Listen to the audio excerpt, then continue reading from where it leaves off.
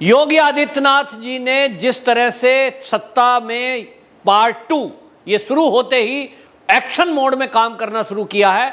और आपको बता दें, जो भारतीय जनता पार्टी ने अपने चुनाव के पहले ही संकल्प पत्र, जो घोषणा पत्र था उसको संकल्प पत्र कहा, और वो जो संकल्प पत्र था उसका नाम दिया लोक कल्याण संकल्प पत्र।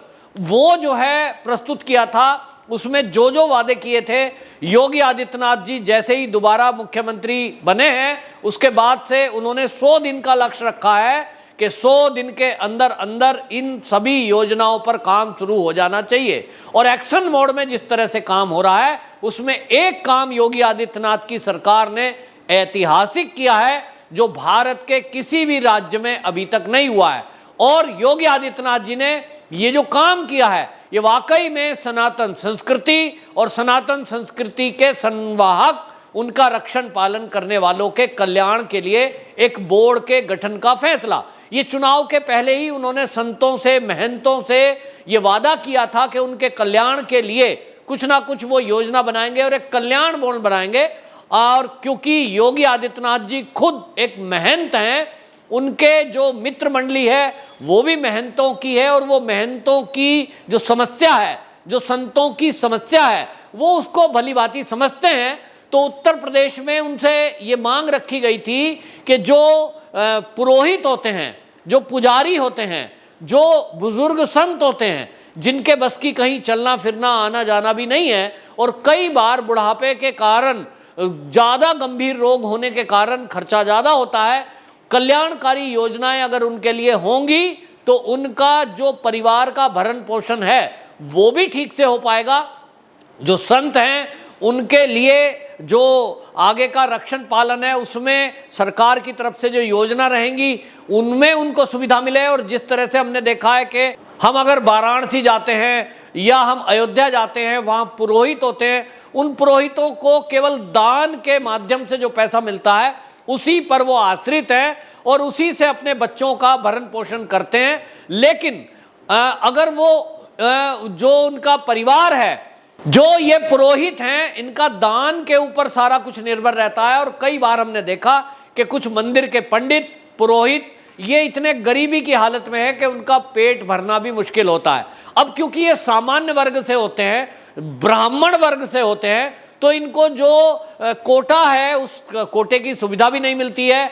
SC ST OBC को जिस तरह की सुविधाएं मिलती है वो इनको नहीं मिल पाती हैं, और कई बार सरकारी योजनाओं का लाभ भी इनको नहीं मिलता, उससे ये वंचित रह जाते हैं। तो ये मांग उठ रही थी कि इनके लिए भी कुछ ना कुछ किया जाना चाहिए। और योगी आदित्यनाथ ने अब ये घोषणा की है कि बुजुर्ग संत, पुजारी और जो पुरोहित हैं उनके कल्याण के लिए एक बोर्ड बनाया जाएगा, और वो उनकी योजना पर ध्यान रखेगा कि क्या क्या इनकी ज़रूरतें हैं और इनके परिवार के लिए क्या क्या किया जा सकता है।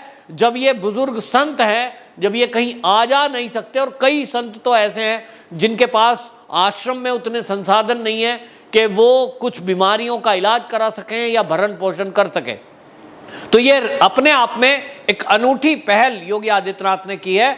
और आपको बता दूं, पुरोहित, पुजारी और संतों के, महंतों के लिए बोर्ड का गठन करने वाला ये उत्तर प्रदेश पहला राज्य बना है भारत का। इसको लेकर संत महंतों में बहुत ज़्यादा खुशी है। उन्होंने कहा कि योगी जी ने 100 दिन तो अभी दूर, अभी 1 महीना कुल हुआ है, और इसी बीच में अपना वादा पूरा कर दिया है। ये दिखाया है योगी जी ने कि किस तरह से वो जो संकल्प पत्र नाम रखा था कि अपने काम जो उन्होंने करने हैं उसका संकल्प उन्होंने लिया है, और कोई उम्मीद नहीं कर सकता। कई बार तो हमने देखा है देश की आज़ादी से अभी तक जो 75 साल गुजरे हैं, सरकार बनने के पहले सरकारें बड़े बड़े वादे करती है, लेकिन जैसे ही वो सत्ता में आए उसके बाद उन वादों को भूल जाते हैं। जनता के लिए उन्होंने कुछ करना है ये भूल जाते हैं। उनको लगता है अब तो 5 साल के लिए हम आ गए, अब तो 5 साल बाद बात करेंगे। कई नेताओं को ऐसा कटाक्ष किया जाता है कि चुनाव में ही दिखाई देते हैं साहब, लेकिन ये योगी सरकार है।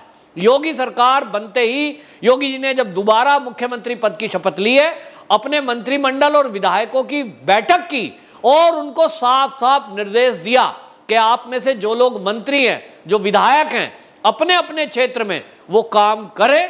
100 दिन बाद उनका रिपोर्ट कार्ड चेक किया जाएगा। यानी हर विधायक को एक टास्क दिया गया है और हर विधानसभा में जिस तरह से उन्होंने तय किया कि 100 बेड का एक हॉस्पिटल बनाया जाएगा, हर विधानसभा में एक हॉस्पिटल, तो आप समझ लीजिए कि 403 विधानसभा उत्तर प्रदेश की हैं, हर विधानसभा में एक हॉस्पिटल 100 बेड का होगा तो उत्तर प्रदेश की तस्वीर कैसी होगी। इसी तरह से हर जो जिला पंचायत है उस पंचायत और पंचायत स्तर पर विद्यालय को बनाने की बात हुई है, हर जिले में जो ग्राम है वो आदर्श ग्राम बनाने की बात हुई है, और इस तरह का जो योजना है उनको सबको तीव्रता दी जा रही है। वहीं दूसरी तरफ योगी जी का नाम जो बुलडोजर बाबा चला पड़ा था, उसमें वो बुलडोजर में भी तेजी आई है।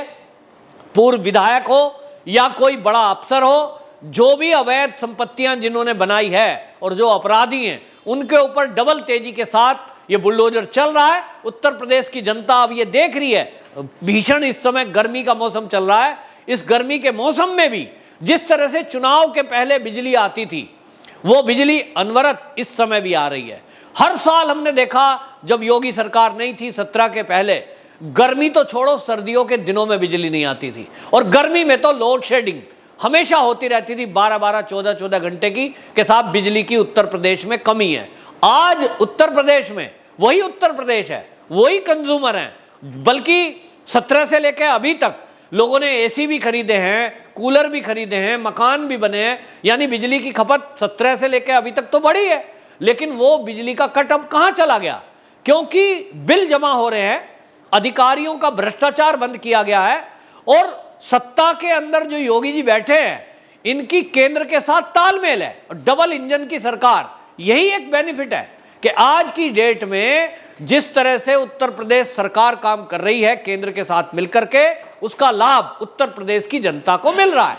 तो बिजली का स्तर भी सुधरा है। भीषण गर्मी के दौरान भी लोगों को पूरी पूरी रात, मैं जहां रहता हूं, मेरा घर भी गाजियाबाद में है, वहां रात में कट होता ही नहीं, आप चैन की नींद आराम से एसी चला के सोइए, ये सुविधा है। और ये इसलिए हो पाया है क्योंकि अब से पहले कभी इस तरह की सख्ती नहीं थी। अधिकारियों को सीधा निर्देश दे दिया गया है कि वो 9 बजे अपने ऑफिस में उपस्थित रहेंगे, और बिजली के जो बड़े बड़े अधिकारी हैं, जिसमें जेई है, एई है, एक्शियन है, यहां तक के अधिकारियों को बाकायदा ऑनलाइन अपनी हाजिरी लगानी पड़ती है, मोबाइल फोन पे वीडियो कॉलिंग होती है, यानी उनका क्रॉस चेक भी होता है। तो अधिकारी जब ऑफिस में रहेगा तो कर्मचारी भी टाइम से आएंगे और कर्मचारी काम करेंगे, जो पहले कभी होता नहीं था। इसीलिए उत्तर प्रदेश में जो सरकारी कर्मचारी हैं, हमने देखा कि उन्होंने वोट नहीं किया था योगी जी को, क्योंकि वो इस सख्ती से परेशान थे। लेकिन अब योगी जी तो आ ही गए हैं और आगे भी लगातार आते रहेंगे।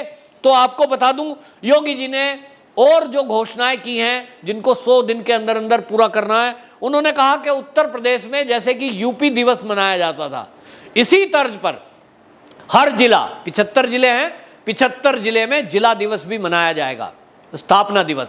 इसी तरह नगर दिवस भी मनाए जाएंगे और गांव का भी दिवस मनाया जाएगा। एक एक दिन तय करके उसमें कुछ कार्यक्रम किए जाएंगे। इसी तरह से 75 के 75 जिलों में पर्यटन एवं संस्कृति को बढ़ावा देने के लिए एक परिषद का गठन किया जाएगा। ये लोग क्या करेंगे, इनके पास परिषद का गठन होगा तो पर्यटन को बढ़ावा देने के लिए ये अपने जो जिले हैं, इस जिले से दूसरे जिलों में या तीर्थ यात्राओं पे लोगों को भेजने के लिए एक समिति का गठन होगा, जिसमें यह तय होगा कि किन लोगों को तीर्थ पर कहां कहां लेके जाना है, उसकी योजना, और अपने जिले के अंदर जो पर्यटन केंद्र है उसकी जानकारी पूरी दुनिया तक पहुंचे, उसका काम वो करेंगे। यानी पर्यटन को बढ़ावा देने के लिए जो उत्तर प्रदेश सरकार है वो बड़ी तेजी से काम कर रही है। इसी तरह गोरखपुर, प्रयागराज, मथुरा, वाराणसी, वहां पर भजन स्थल बनाए जाएंगे। अभी तक जो भजन गायन होता है, प्राइवेट लोग इस काम को करते हैं, लेकिन अब सरकार जो ये गठन कर रही है, इसमें तीर्थ स्थानों का बाकायदा सौंदर्यीकरण करना और जो धार्मिक नगरी हैं उसमें बाकायदा सरकार की तरफ से ये आयोजन किए जाएंगे। एक जगह तय की जाएगी और उस समय में वहां पर भजन गायन की व्यवस्था की जाएगी। ये भी सब उस बोर्ड की तरफ से किया जाएगा जो कल्याण बोर्ड गठन किया जा रहा है।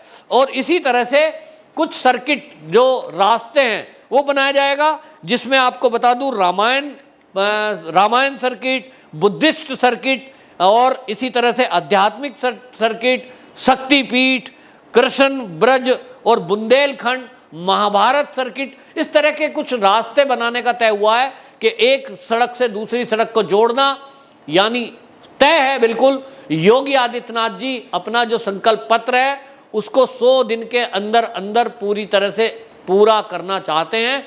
जिस तेजी से काम कर रहे हैं, जिस तरह से वो अध्यात्म और संस्कृति को बढ़ावा दे रहे हैं, निश्चित रूप से उत्तर प्रदेश भारत का पहला प्रदेश ऐसा बनेगा जहां पहले योगी आदित्यनाथ ने जो 2017 के बाद आए थे, 1 डिस्ट्रिक्ट 1 प्रोडक्ट, इसको बढ़ावा दिया था। उसके तहत उत्तर प्रदेश में स्वयं के रोजगार हर जिले में वो सृजन हुए, लाखों लोगों को उसमें रोजगार मिला और करोड़ों उसमें युवा डायरेक्ट इनडायरेक्ट जुड़े, जिनकी संख्या लगभग 1.5 से 2 करोड़ बताई जा रही है। आज की डेट में जिस तरह से पर्यटन को लेकर उत्तर प्रदेश में योगी सरकार ने काम करना शुरू किया है, और इससे उत्तर प्रदेश की आमदनी बढ़ेगी और लोकल लोगों को इससे आमदनी भी बढ़ेगी, क्योंकि जब पर्यटन बढ़ता है तो लोकल लोगों का निश्चित रूप से इससे उद्धार होता है। देश विदेश के लोग अगर घूमने के लिए आएंगे और गाजियाबाद में मान लीजिए जो पर्यटन स्थल डेवलप किए जाएंगे, अगर वहाँ कोई आता है, या गाजियाबाद के लोग अगर मान लीजिए अयोध्या जाते हैं और उनके लिए व्यवस्था की जाती है सरकार के द्वारा, तो इससे एक तरह से लोगों को पूरे उत्तर प्रदेश को जानने का मौका मिलेगा। क्योंकि उत्तर प्रदेश के बहुत लोग ऐसे हैं जिनको उत्तर प्रदेश में कौन कौन सी महत्वपूर्ण चीजें हैं, दर्शनीय स्थल हैं, उनके बारे में जानकारी ही नहीं है। जबकि उत्तर प्रदेश में ऐसी बहुत सारी जगह हैं जहां दुनिया के लोग आते हैं। तो ये अब तय किया है सरकार ने कि हम कम से कम उत्तर प्रदेश और दुनिया के लोगों को उत्तर प्रदेश में जो पर्यटक स्थल हैं उनको ठीक से विकसित किया जाएगा, डेवलप किया जाएगा, दुनिया को इसकी जानकारी दी जाएगी और उत्तर प्रदेश में रोजगारों को बढ़ावा दिया जाएगा। तो बहुत बड़ा कदम है। और इससे लेकर के एक बात तय हुई कि पहली बार किसी सरकार ने मंदिर के पुरोहित, पंडित और संतों के बारे में विचार किया और उनका चिंतन किया कि उनका परिवार भरण पोषण कैसे हो। वंदे मातरम।